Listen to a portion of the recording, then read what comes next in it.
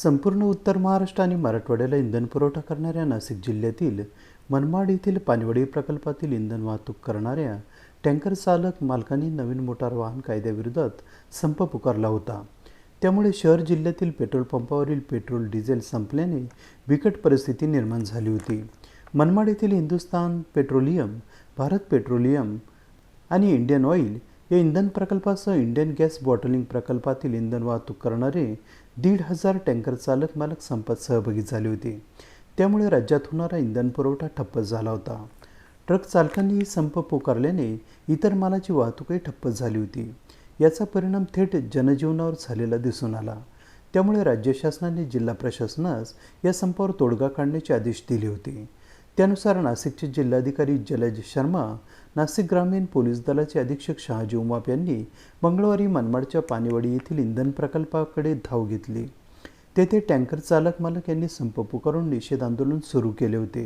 त्यांच्याशी जिल्हाधिकारी आणि ग्रामीण पोलीस अधीक्षक यांनी चर्चा केली. आंदोलनकर्त्यांचे शंका समाधान केले. त्यांची बाजू मागण्या समजावून घेतल्या. त्या राज्य तसेच केंद्र सरकारकडे पाठवण्याची, समस्या सोडवण्याची, त्यावर उपाय करण्याची ग्वाही दिली. त्यामुळे टँकर चालक मालकांनी सकारात्मक भूमिका घेत संप मागे घेण्याचा निर्णय घेतला.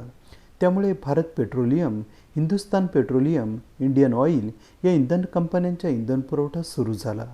टँकर चालकांनी आपले आंदोलन स्थगित केल्याने इंधन टंचाईचा सामना करणाऱ्या वाहनधारकांना मोठा दिलासा मिळाला आहे. नाशिक जिल्ह्यासह उत्तर महाराष्ट्र आणि मराठवाड्यातील इंधन पुरवठा पूर्वपदावर येणार आहे. टँकर चालकांशी झालेल्या चर्चेचा तपशील आणि संप मागे घेण्यात आला, त्याबद्दल जिल्हाधिकारी जलज शर्मा आणि नाशिक ग्रामीणचे पोलीस अधीक्षक शहाजी उमाप यांनी प्रसारमाध्यमांच्या प्रतिनिधींना सविस्तर माहिती दिली आहे. सर, काय निर्णय झाला आणि काय मागण्या त्यांच्या मान्य? सर्व ड्रायव्हर्स आणि ट्रान्सपोर्टर आणि त्यांचे प्रतिनिधी इथे उपस्थित होते. पोलीस प्रशासनतर्फे माननीय SP साहेब आणि जिल्हा प्रशासनतर्फे मी इथे होतो. आम्ही त्यांच्यासोबत चर्चा केली. त्यांचे पॉईंट्स होते ते आम्ही बरोबर बसून ऐकून घेतले.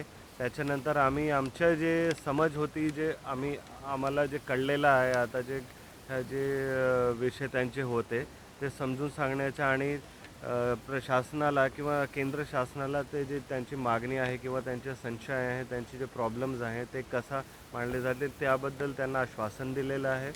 ते आता काम करण्यासाठी तयार झालेले आहे.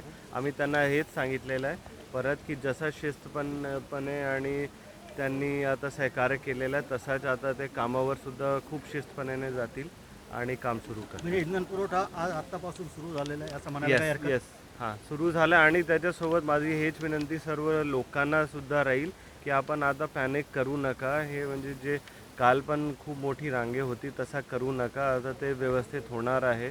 विदिन 24 आवर्स हे जे आहे आपला जसा पूर्वीसारखा होता तसा प्रकारचा सप्लाय आणि जे तिकडे आहे पेट्रोल पंपावर सप्लाय, जे बाकी कन्झ्युमरसाठी सप्लाय असते ते चालू होतील. आणि आपण म्हणजे सर्व लोकांनी यामध्ये काही पॅनिकच्या हे करू नये. सर, पण यामध्ये जर आपण बघितलं तर म्हणजे नक्की काय मागण्या आहेत? 3 बैठका झाल्या त्यांनी स्पष्ट केल्या. कुठल्या नक्की मागण्या होत्या आणि आपण काय नक्की यावरती आश्वासन? नाही, ह्यांची 2 ते 3 मागणी, जे त्यांची 2 ते 3 मागणी होती. पहिली मागणी तर त्यांची होती जे आता केंद्र शासनाकडे जे हे आहे नवीन जे संहिता आहे, दंड संहिता आहे, त्यामध्ये 1-2 सेक्शन आहे ज्यामध्ये ड्रायव्हर्सला असं वाटत होतं की हे थोडं अन्यायकारक आहे असं त्यांना वाटले किंवा त्यामध्ये काय गैरसमज आहे. तर आम्ही त्यांना इथे सांगितलेलं आहे की त्या विषयाबद्दल जे त्यांची गैरसमज आहे किंवा हे त्याच्यासाठी आणखी एक वर्कशॉप घेतला जाईल.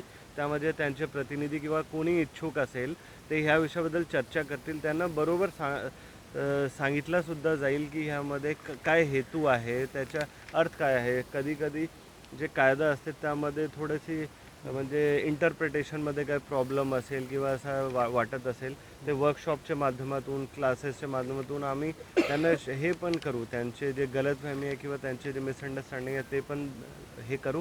आणि दुसरा त्यांच्या होता केंद्र शासनाकडे पाठवा, जे त्यांची अडचणी आहे ते आम्ही आजच लगेच ते शासनाकडे पाठवणार. त्यांची मागणी अनेक ठिकाणी काही ते त्यांचा विषय जे आहे ते ह्या विषयाबद्दल आहे की आता जे तेव्हा सुरू करतील तर त्यांना थोडं संशय वाटते की सुरक्षा आहे, त्यामध्ये पोलीस प्रशासन जे आहे ते पण आमच्यासोबतच आहे. त्यांनी पण सूचना दिलेली आहे की कोणताही म्हणजे जे रस्त्यावर कोणाचं काही हे असेल तर कोणत्याही प्रकारचं हे असो तर पोलीस प्रशासन त्यांच्यासोबत सहकार्य करतच आहे, प्रशासन पण करतात. सो आता पण म्हणजे कुठेही काय झालं तर त्याबद्दल तर आम्ही त्यांना सांगितलंच आहे की आणि ह्या विषयाबद्दल SP साहेब पण चांगली प्रकारे प्रमुख मागणी आहे त्याच्यावर हल्ला इतर लोक करू शकतात जे या आंदोलनात सहभागी नाही आहे किंवा त्यांना असं वाटतं का आंदोलन हा कंटिन्यू राहावा तर ते हल्ला करू शकतात. त्यामुळे पोलीस प्रोटेक्शन कसं आपण त्यांना सगळे जे ट्रान्सपोर्टर्स आणि चालक आहेत त्यांना ही गोष्ट समजावून सांगण्यात आलेली आहे. आता त्यांनी काम करायचं मान्य केलेलं आहे. टँकर्स जे आहेत ते आता फिलअप होऊन आपापल्या ठिकाणी रवाना होते. थोडीशी भीती त्यांना अशी आहे की मार्गामध्ये कुठं त्यांना काय अडवून काही गैरप्रकार होऊ शकतील का, या संदर्भामध्ये मी स्पष्ट करू इच्छितो की सकाळपासूनच आम्ही याच्यामध्ये संपूर्ण जे आपले हायवेज आहेत आणि रस्ते आहेत त्याच्यावरती पेट्रोलिंग ठेवलेली आहे.